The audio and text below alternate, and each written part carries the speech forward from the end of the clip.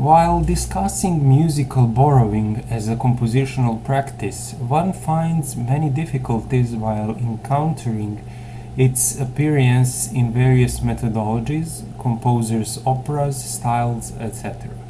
Starting from Leonard Mayer's attempt of a universal methodology of musical borrowing, classified as borrowing, paraphrase, simulation, and modeling, to Burkholder's 16-type comprehensive classification regarding the opus of Charles Ives, one concludes that a choice between many methodologies must be made, often with minor modifications when it comes to specific works.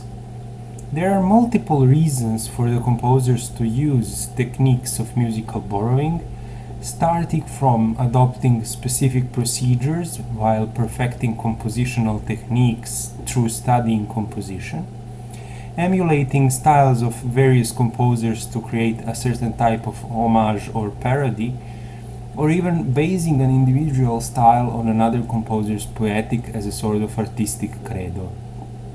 Therefore, in this paper we shall examine various methodologies of systematizing musical borrowing and then apply them to our selected case studies, two pieces by two Serbian composers created in the 1950s. As a result, we shall try to map the specific ways of musical borrowing to the context in which the composers created. Discussing the uses of existing music, Leonard Mayer starts with a paraphrase, which is defined as a procedure where, quote, all the essential formative features of existing work, its subject matter, themes, structures, and stylistic procedures, are used in a relatively sustained and rigorous way as the basis for all or part of a new work. End of quote. Further on, Mayer states that paraphrase should differ from arrangement and transcription.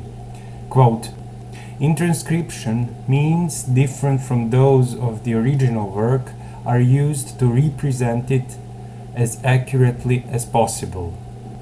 An arrangement generally involves significant additions to, deletions from, or changes of order in the original. End of quote.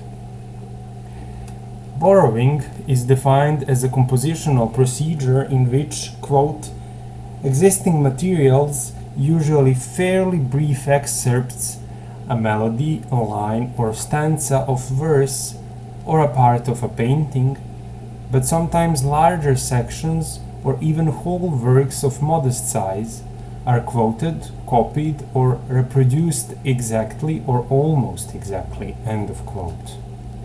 Contrary to the previous two, simulation, quote, involves neither literal nor varied use of materials, melodies, verses, or pictorial elements taken from a particular work of art.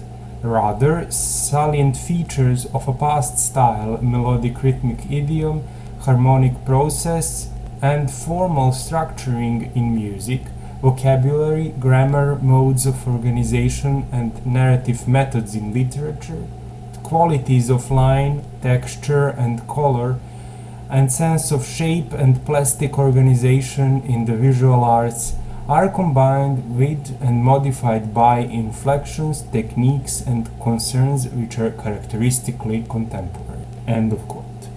Finally, modeling is one of the procedures which, according to Mayer, seldom appears in music. Quote, modeling involves neither taking specific materials from an existing work, paraphrase or borrowing, nor adopting the syntax or manner characteristic of another style, simulation. Rather, following the basic structure and process of a particular work, yet at the same time reshaping its manifest content and its significance, the new work is constructed as a fairly rigorous analog of the old. End of quote. In Serbian musicology, musical borrowing is contained in the Discourse on Musical Postmodernity by Mirjana Veselinović Hoffman.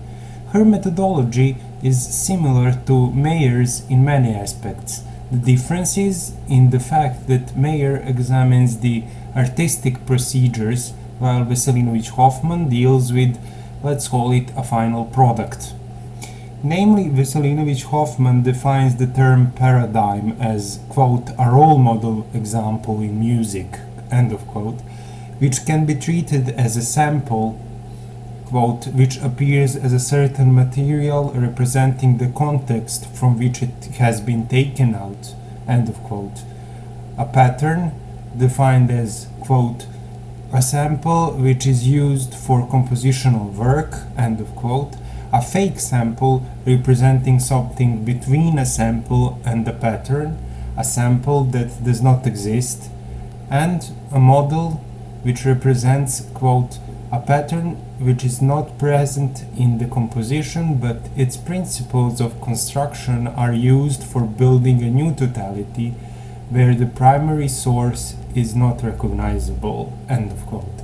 The similarities between the two methodologies are in the fact that a sample detected in a piece could be understood as a product of borrowing, a detected pattern could be a result of paraphrasing, and the fake pattern and the model could be the results of compositional procedures based on simulation.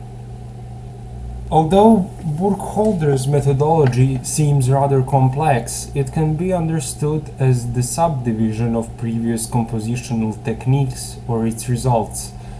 Although this comparison is a fiction of the author of this text, one must acknowledge that the previous authors found a general methodology of musical borrowing. In contrast, Burkholder's methodology concerns the works of Charles Ives. Thus, the procedures Burkholder states are modeling a work or section on an existing piece using the existing piece of music, its structure, melodic material, or form, similar to Mayer's paraphrase.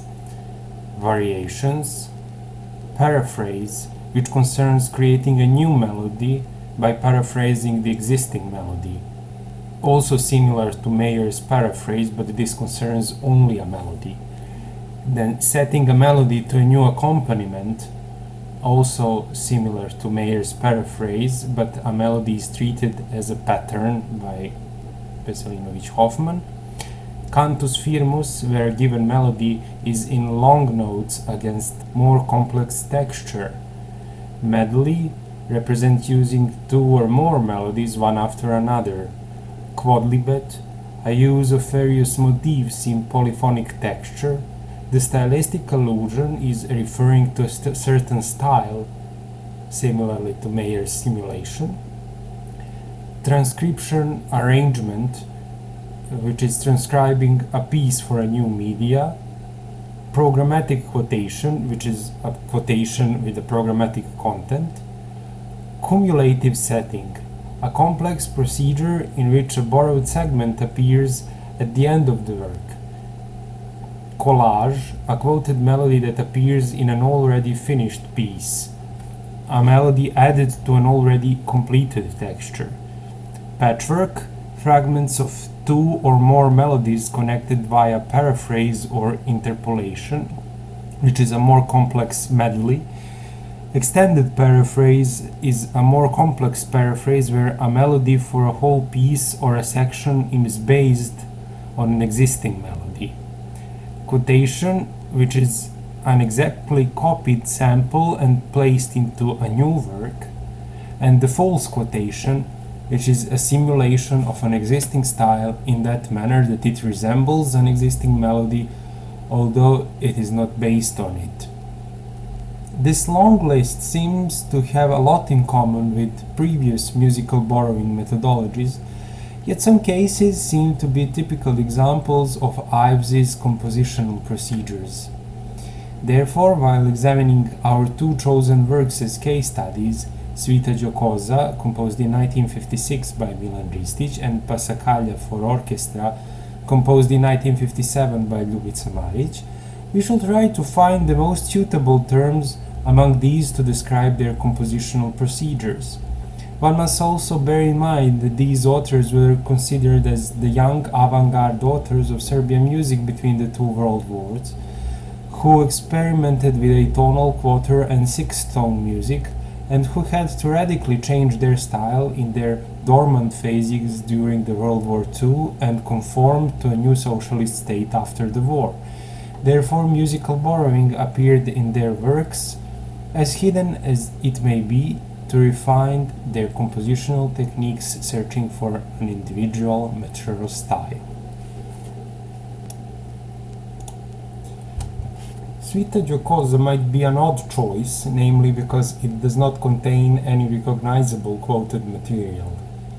Nevertheless, the composer's neoclassical orientation, typical for his works of the 1950s, leads us to assume simulation elements in this piece, a rather short four-movement cycle, Prokofiev-like in its sounding, orchestration, diatonic musical language, and a relatively simple formal conception, three movements in ternary form and a sonata form finale, yet not entirely influenced by Sergei Prokofiev's neoclassical works.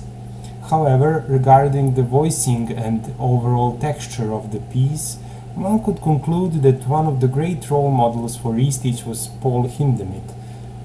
Throughout the piece, Ristić seems to be following Hindemith's instructions on a good tonzats.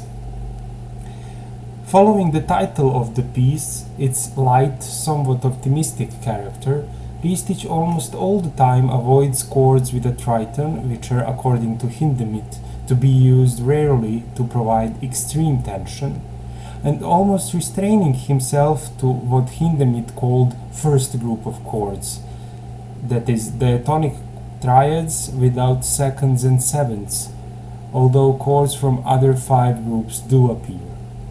The chord progression is seldom bound to traditional harmonic tension between chords. The harmonic progression is based on what Hindemith defined as a good harmonic line. The tension, which is always gradually prepared and resolved, is achieved by switching from more superficial to more complex chords and back. Another similar trait is polyphonic writing. Both composers wrote fugues, to name Hindemith's cycle Ludus Tonalis, a series of interludes and fugues with a prelude and postlude, or 24 fugues for chamber ensembles and 6 fugues for piano by Ristić. According to his writings, linear writing seems to be one of the crucial points in Hindemith's poetics, which corresponds with tradition of German music starting with Johann Sebastian Bach. Ristić, not belonging to the German tradition, keeps his role model somewhat hidden.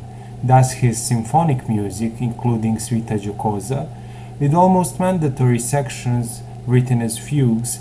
In case of this piece, in the recapitulation of final movement, the second subject is transformed into a fugue, simulates Bach or Hindemith's techniques.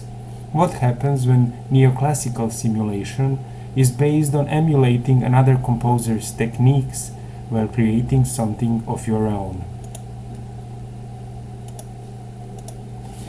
Ljubica Marić dedicated Pasacalja to her mother. Inspired by archaic musical folklore, she chose an old song from Pomoravlje, Zaklela se Moravka djevojka, as a theme. This piece for orchestra follows the line of works in which, quote, more and more archaic horizontal line leads to the actualization of the vertical chord, end of quote. The Pasacalja contains a theme and 34 variations.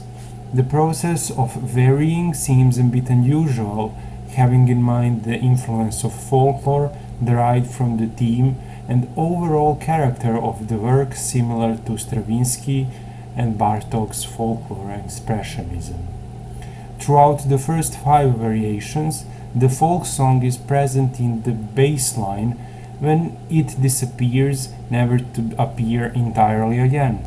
During the first 5 variations, a collection of motifs derived from the subject appears, almost as an announcement of what will happen in the following variations. Marić extracts intervals of major and minor second, triplet figure, and occasionally two semiquavers from the theme, using them to create a seemingly unstoppable musical flow based on permanent varying of mentioned fragments, thus underlining the small impetus of an ancient melody prone to permanent transforming. This intricate detail points to what Arnold Schoenberg called development variations, locating it in the works of Johannes Brahms, thus proclaiming this composer as a great role model for Austro-German composers, including himself. Marić seems to be significantly influenced by this developing process of composing, where she adopts development variations almost as her own musical mother tongue, compared to Schoenberg, and staying faithful to archaic melodies such as this folk song in Passacaglia. Marić seems to be going a step backward in the history of development variations by staying somewhere in between Brahms and maybe Max Reger. The only difference is the nature of melodic material, which is Serbian music folklore's archaic sound. In both of these cases, we are faced with borrowing, or more precisely adopting, a significant trait of compositional technique instead of concrete melodic material. And what happens if this type of simulation or work with a model or modeling or stylistic allusion is barely audible and visible through the close reading of the score?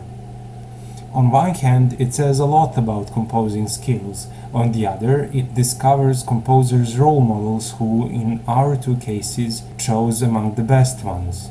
Simulation as a term seems the most appropriate. Still, one would have to modify Mayer's definition, and that is simulating classical models throughout emulation of the great master's compositional techniques.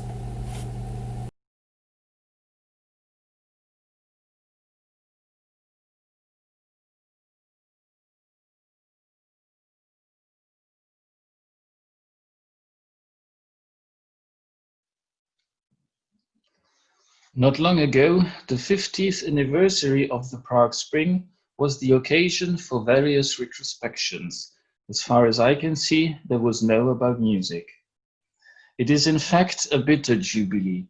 Above all, it is the suppression of the Prague Spring through the Warsaw Pact troops that is being remembered. For various reasons, the preceding reform process, or freedom movement as we might call it, appears less worth remembering. Thus, after 1968, the number of musical elegies and threnodies by Czech composers increased. However, it was popular music that most strongly inscribed in public memory. The pop music festival Bratislavská Líra, both in 68 and 69, was hotly discussed in the press even beyond the borders of Czechoslovakia. All of this taken together could be understood as a new confirmation of the old saying that music is a belated art. It seems as if it is merely trailing behind political events, which can only be invoked in retrospect. In contrast, I would like to propose a change of perspective inspired by the theme of this conference, Contemporaneity. My thesis is that the music played in 1968 reflects precisely its contemporaneous historical time as well as its historical place. I would like to go even further and discuss whether music anticipated and influenced later developments. This is admittedly a bold thesis, which is unlikely to be proven by hard facts.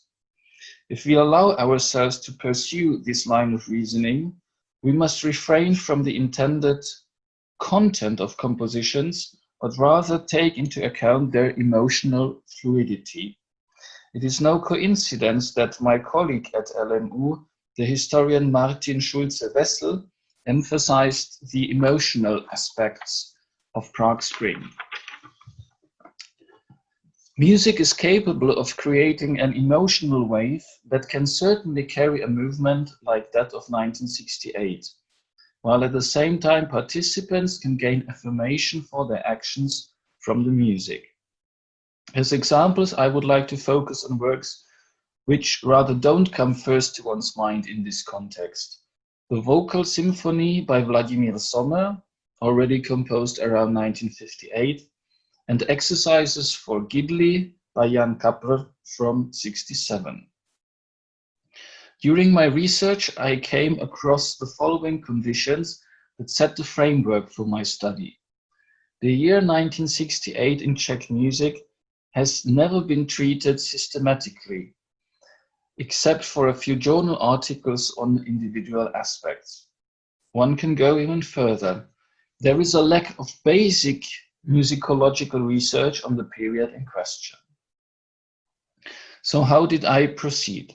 I read the daily press of the time, day after day. I went through the most important party organ on music, Hudební rozhledy, musical review, and I visited archives such as that of the Czech Philharmonic Orchestra.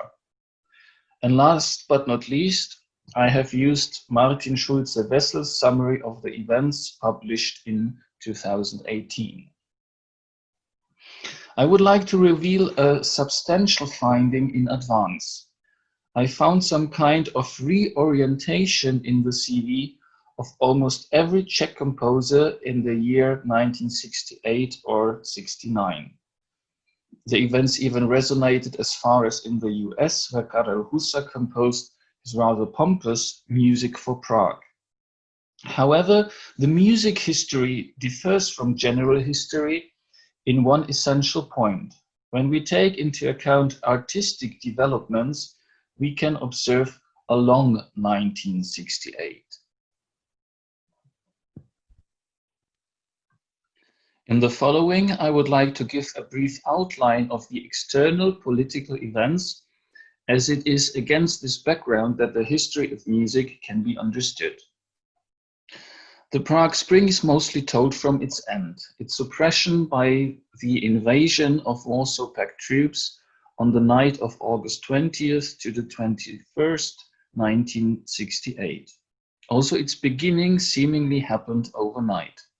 After a meeting of the Communist Party's Central Committee behind closed doors, as usual, on the 5th of January the same year, Alexander Dubček replaced Antoni Novotný, still a supporter of Stalinism, as the party's general secretary. This came as a surprise to many. Unlike in the Soviet Union after Stalin's death and Khrushchev's secret speech in the 50s, there had been no clear change of course in Czechoslovakia's politics since the communist coup d'etat from above in 1948. Surprisingly, it was a literary conference in 1963, the Kafka Conference at Liblice Castle, that became a milestone for the further development. The question of freedom of art, limited at the beginning to his literary works, soon became the subject of a public debate, which in retrospect was regarded as the seed for later revolutionary efforts. The significance of this event may possibly be overstated, yet it's important for us as we can establish that an artistic development preceded the development in political reality, not the other way around, without reflecting reality in a mimetic way. In a situation in which freedom of speech was non-existent, art provided a refuge and artistic debate served as a surrogate which expressed the dissatisfaction with the circumstances in a covert manner. Now, Alexander Dubček set a new tone in politics. He positioned himself at the head of a reform movement from above, which found acceptance among the public and was at times supported euphorically.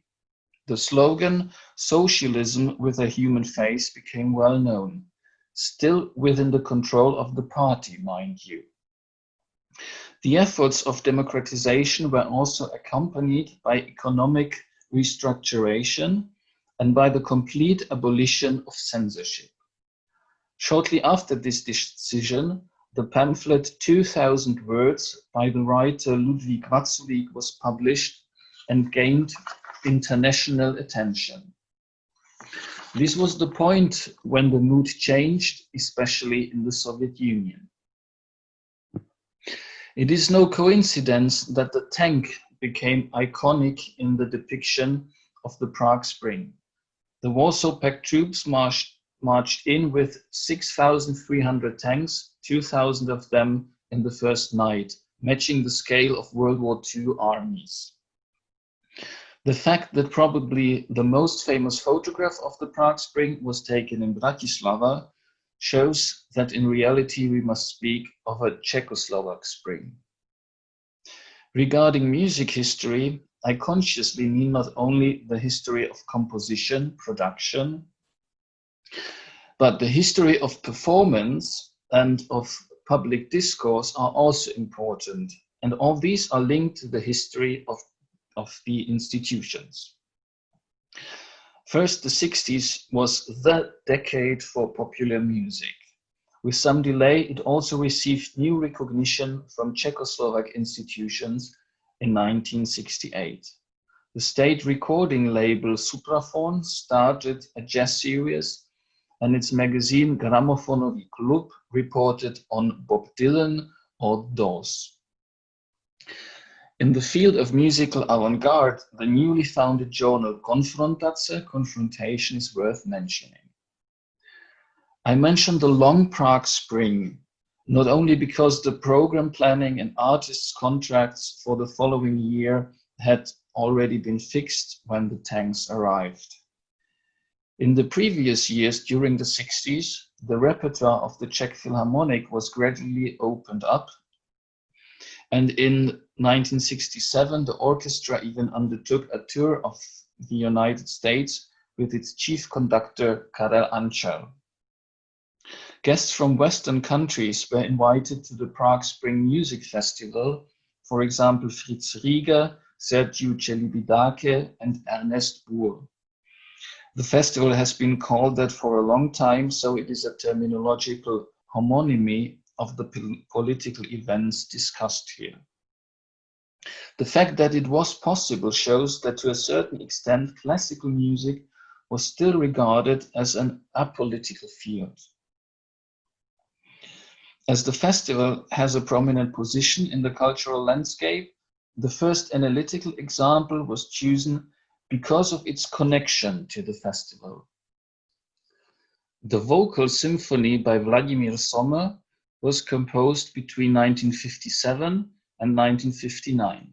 Sommer, as secretary of the Czechoslovak Composers Association, tried to bring about reforms, but was dismissed in 1956.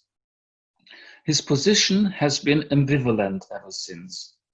The vocal symphony was not premiered until 1963 by the Prague Orchestra FOK, but only to a selected audience. The score appeared in print in 1965, but was not allowed to be displayed publicly for sale. Such decisions almost give the impression of a schizophrenic system.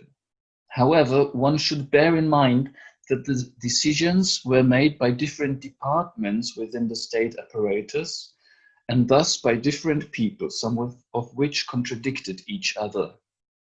Decisions were primarily made against persons and only secondarily against their works of art.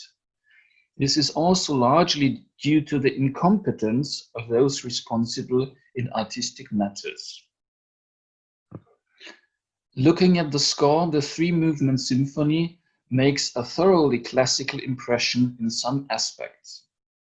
In the rich instrumentation, in the regular typeface, which is the result of working with repeated patterns. All three movements have a vocal text. In this respect, Sommer establishes a link with the genre of symphony cantata with soloists and choir. Texts from very different authors were used.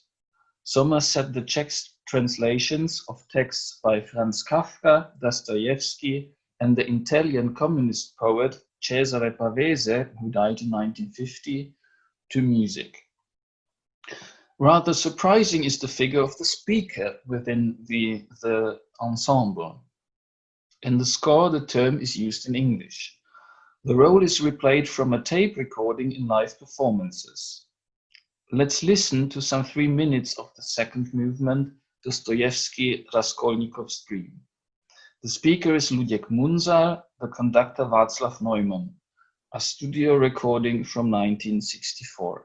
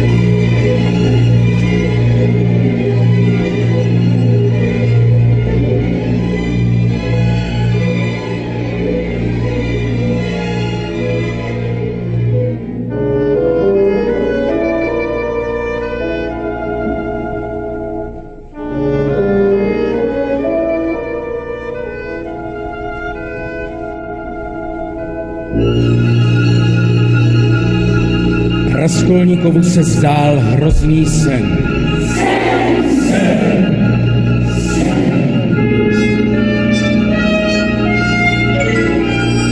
Je mu 7 let a prochází se ve svátek. Ten dusný.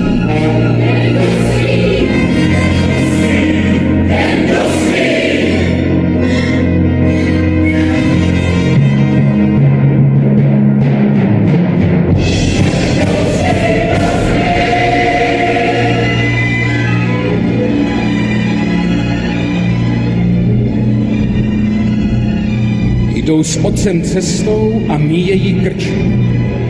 Vedle dveří krčmy stojí vůz.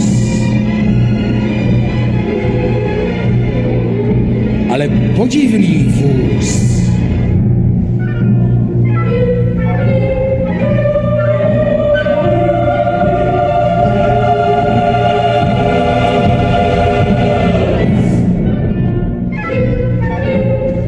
Je to jeden z těch ohromných vozů, nímž bývají zapřaháni velcí těžcí tahouni. A na něž pozývají těžký náklad zboží a sudu s kořálkou.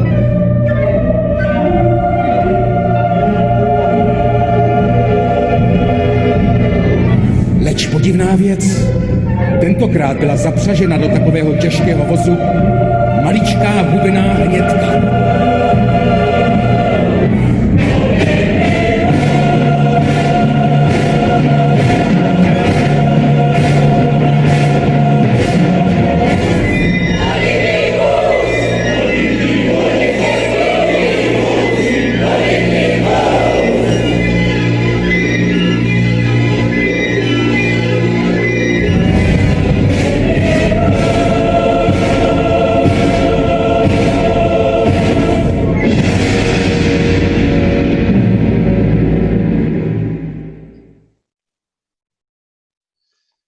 It is remarkable that this music was allowed to be played, but a Russian author, in this case Dostoevsky, could hardly be forbidden in Czechoslovakia, given its orientation towards Soviet Russia. Similarly, the compositional technique is reminiscent of a Soviet composer, namely Sergei Prokofiev, specifically his Third Symphony. However, in the text, a senseless violence is depicted, while similarly the music is also of a latent violence. Thus, Sommer tricked the authorities. A threatening, absurd order with intermittent outbreaks of violence is presented, which can certainly be interpreted as a criticism of the circumstances. In the foreword to the score, Jaromír Pacelt succeeded in twisting the meaning so that it became an affirmative statement as the communists liked it.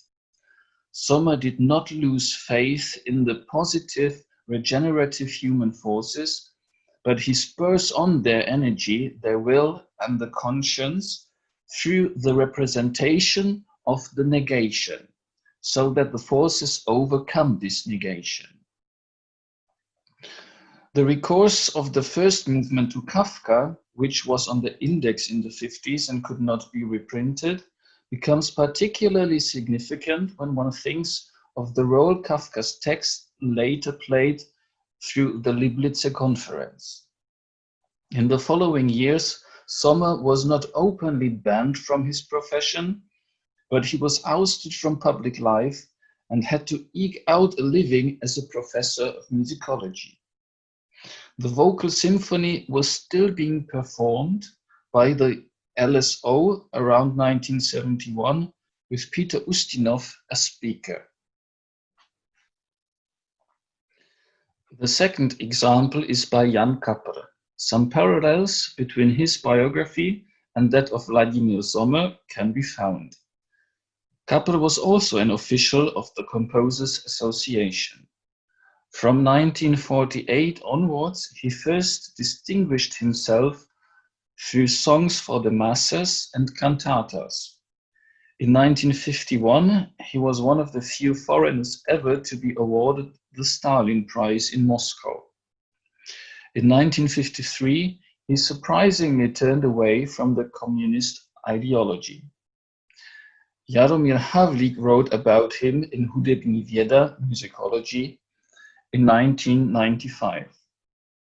Jan Kapr is an important artistic personality whose life and creative path would be well suited to modeling a history of modern Czech musical culture with all its partly logical, partly strange peripeteias, with all of its successes, hopes and disappointments, paradoxes and absurdities. I have selected exercises for Gidli, composed in 1967. Cvičení can be translated as study or etude, but the word also contains the aspect of physical exercise. Gidli is a word made up by his little daughter. 3 of the 4 movements set fantasy language to music, thus establishing a link to the theme of childhood of the interwar avant-garde. The work appeared in print in 1968. This is no coincidence and would not have been possible in any other year in Czechoslovakia. It is Kapr's most famous piece internationally. My recording is from 1974, Hungary, with the singer Erika Siklay. Out of the total of 4 exercises, we will listen to the first one.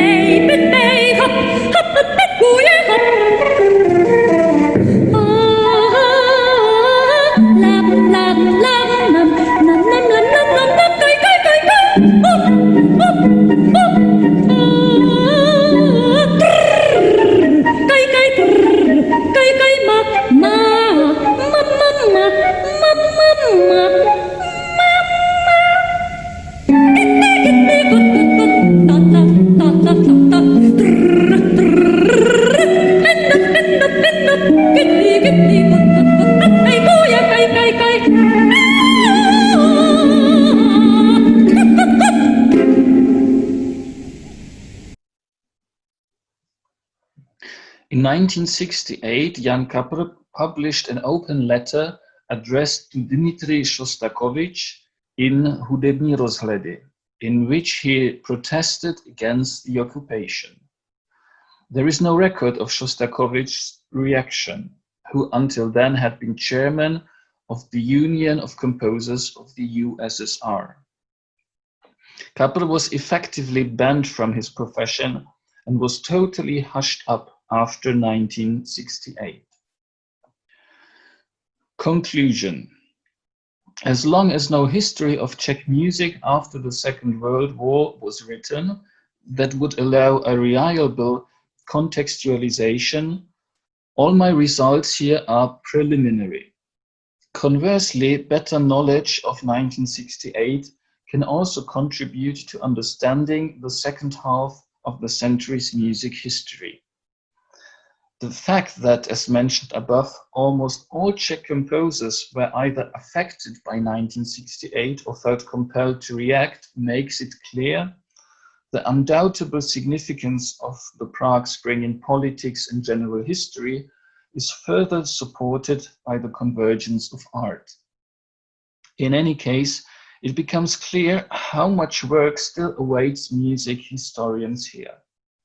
For the time being, the dimensions of the Prague Spring of 1968 in music can only be guessed at, and in particular determining the musical prefiguration, so to speak, as shown here, is fraught with several methodological hurdles. Not dealt with here today are the musical reactions to the self-immolation of Jan Palach in January 1969 and the exile of musicians and composers, both topics on their own right, which would open other large chapters in history.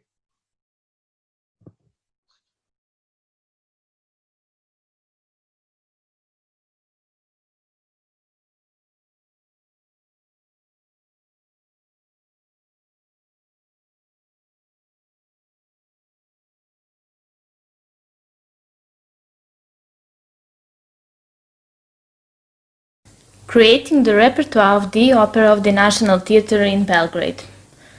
The subject of this paper refers to the research of the repertoire of the opera of the National Theatre in Belgrade from 1970 until 1990. The starting point of researching an opera repertoire belongs to the field of musicology, but as the research subject is complex, the interdisciplinary approach is also applied.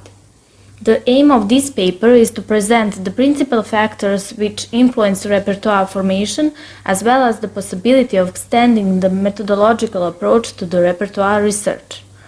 Accordingly, it was necessary to include various methods of research and analysis. In this paper, the repertoire is viewed as a dynamic structure which is a departure point for research.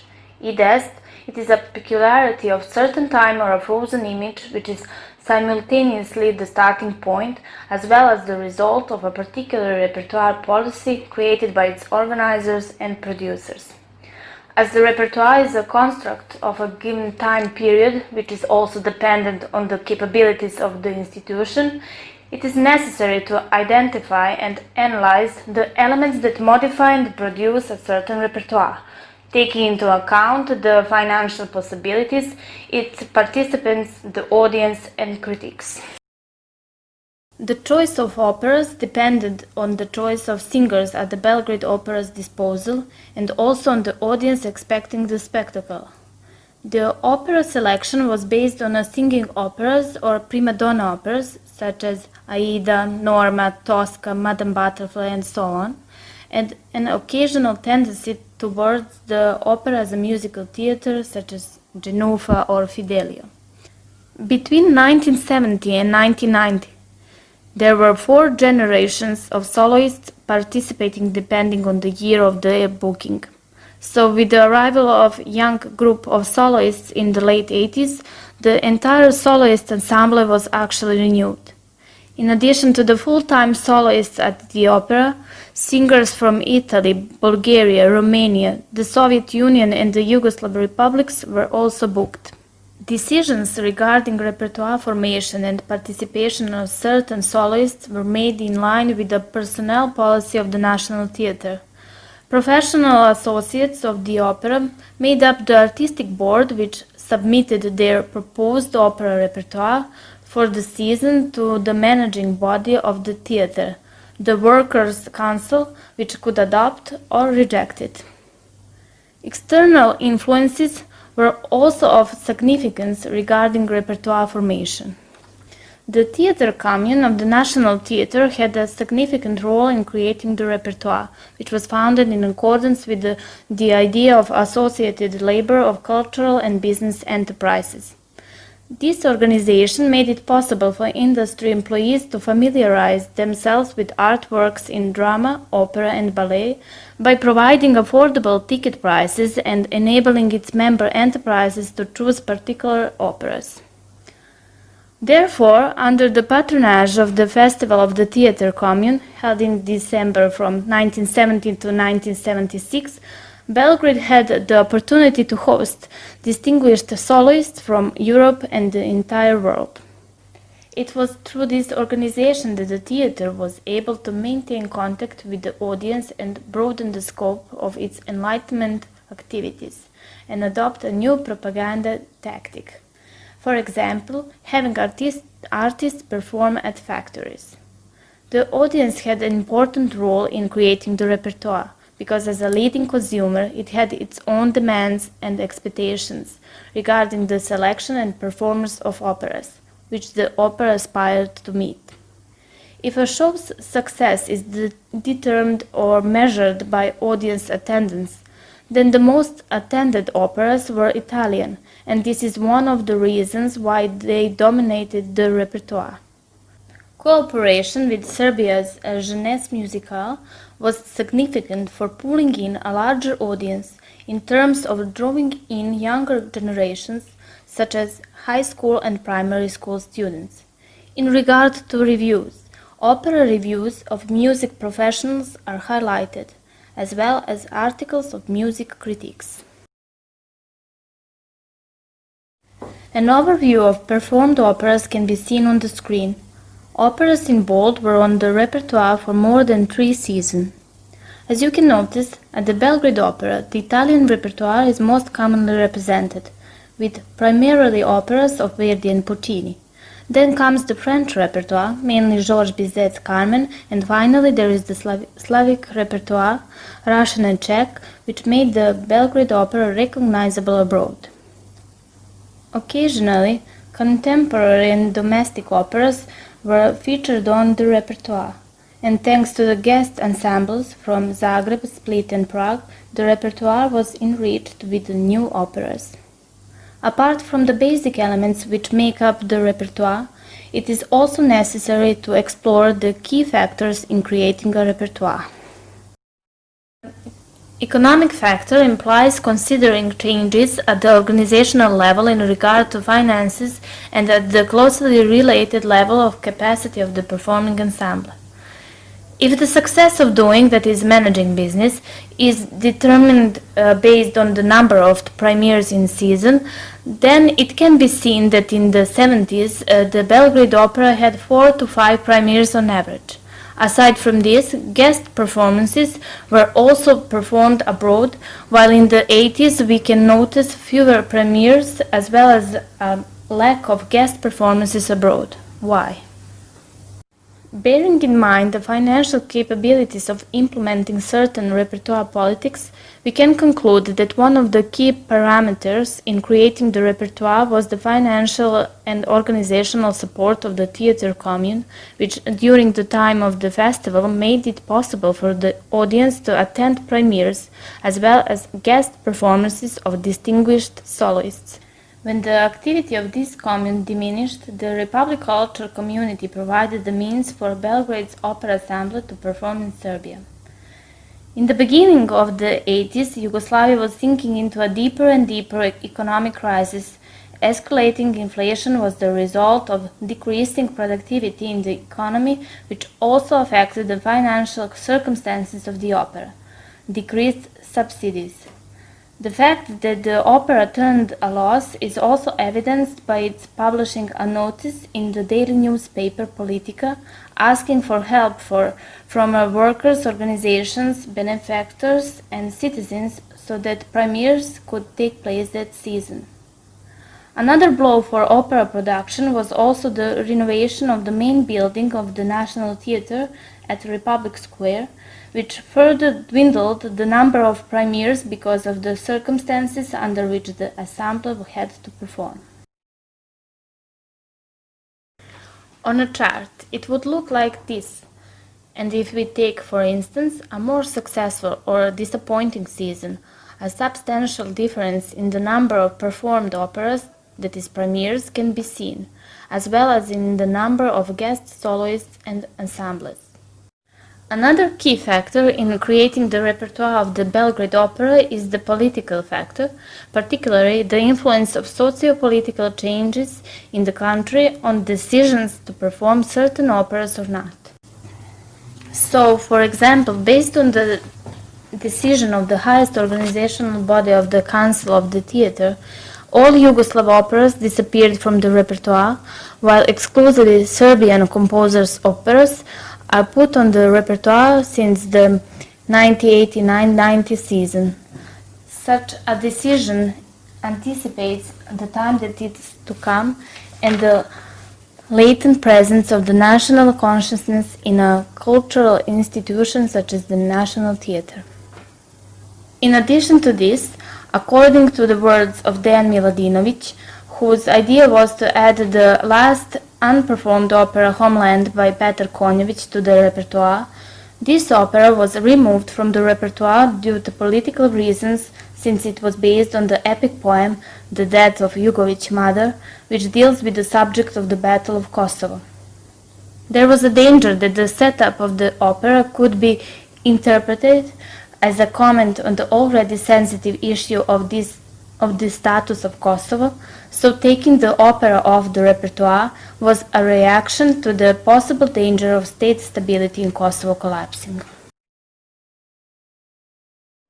The third key factor in creating the repertoire are the elements of cultural policy, which on this occasion the paper conveys based on the manner of the management, which encompasses a specific social context, self-management, as well as the status of the artists, i.e., the relationship between the personal and collective interests in the opera.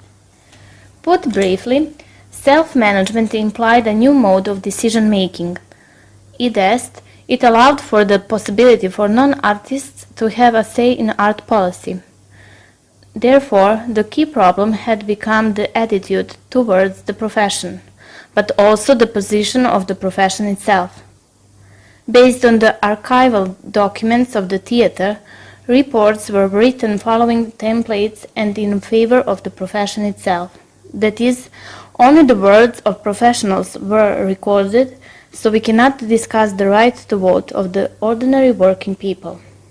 However, from conversations with participants and artists at the time, we learned that people outside of the profession also made decisions concerning the repertoire. So, for instance, when it was being decided whether to feature the opera Eugene Onegin or the Queen of Spades, a member of the support staff said the Queen of Spades.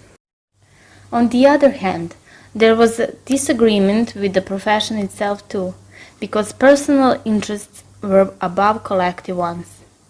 Opera is complex genre because its structure is comprised of various factors and even people behind the scene. For example, technicians take part in the process of bringing it to life. However, the prevailing opinion is that the soloist carries the biggest burden of the opera and consequently of its success too. In the previous Golden Age, 1954 till 1969, the Belgrade Opera was a symbol of steadfast teamwork abroad, but everything was shattered when great singers, with a couple of exceptions, demanded to sing exclusively Italian operas, because everything else corrupted their voices. Personal interests were in opposition to the aspirations and ideals of the socialist man, as a versatile creative personality who was the active subject and creator of his own destiny and destiny of society. In other words, In the system of self-management, it was necessary to reconcile personal desires of individuals and the aspirations of the collective. Being an exceptional individual, in this case an operatic soloist, is a specificity of an elitist culture as such, and therefore closely linked to the cult of personality. Personal interests of individuals is also reflected in the fact that the many roles weren't accepted simply because they weren't the leading roles. So the third soloist had to fill in for the role of Kofner in opera The Consul or for the role of Shchekalov in Boris Godunov. Prima donna behavior was more and more exhibited in, for instance, soloists leaving rehearsals because they weren't satisfied with decisions of the management. Concluding observations. In researching the opera repertoire, its constituent elements, performing ensemble and personnel policy are of key importance, but so are the component aspects such as financial support or critical reception, which is in any case the subject of serious musicological research. By pointing out the economic and political factors and the elements of cultural policy, our attention is focused on the totality of the picture, i.e., the repertoire which is created by those factors. In order to analyze the repertoire in depth, research does not rely solely on written records, because their exclusive use could lead to a one-sided view, but also on the testimonies of those who took part in organization and realization of the repertoire. Situations where the economic and political factors, as well as the elements of cultural policy, prove dominant, are characteristic examples, but their mutual effect is present season after season. The insight into the links between the effects of these factors opens up a possibility for further research of the context in which the repertoire acts as a litmus paper which demonstrates the nature of the environment in which it was created, but is also the result of that environment. In that sense, the complexity of research of the opera repertoire indicates a need for an interdisciplinary approach encompassing research of the wider social context and its aspects which influence the operation and results of an opera house.